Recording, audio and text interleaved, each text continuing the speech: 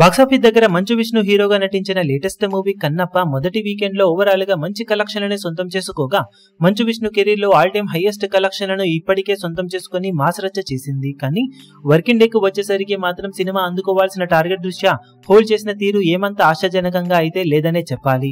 Box office దగ్గర భారీ trend ను చూపించాల్సిన చోట సినిమా హెవీగా డ్రాప్స్ ను సొంతం చేసుకుంది. తెలుగు రాష్ట్రాల్లో మొత్తం మీద 1 కోటి నుండి 1,20 లక్షల వరకు షేర్ అందుకుంటుంది అనుకున్నా మొత్తం మీద 1 కోటి రేంజ్ లోనే షేర్ ను సొంతం చేసుకుంది ఈ సినిమా. వరల్డ్ వైడ్ గా పెద్దగా ఇంపాక్ట్ ను చూపించలేకపోయిన ఈ సినిమా 1,40 లక్షల రేంజ్ లో షేర్ ను 2.65 కోట్ల రేంజ్ లో గ్రాస్ మార్క్ ను మాత్రమే 4వ రోజున సొంతం చేసుకుని అంచనాలను తప్పింది.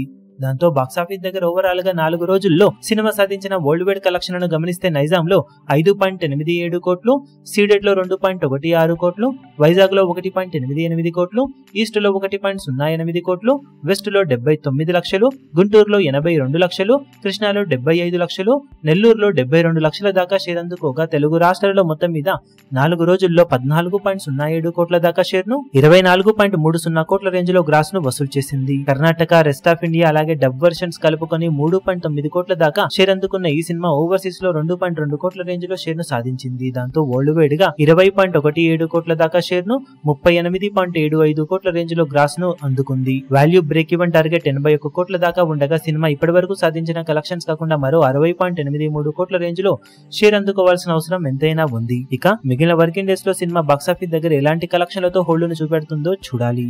ఈ వీడియో మీకు నచ్చినట్లయితే లైక్ చేయండి, షేర్ చేయండి, ఛానల్ ను సబ్స్క్రైబ్ చేయడం మాత్రం మరవకండి. ఏ చిన్న అప్డేట్ ను మిస్ అవ్వకూడదు అనుకుంటే బెల్ ఐకాన్ ను ప్రెస్ చేయండి.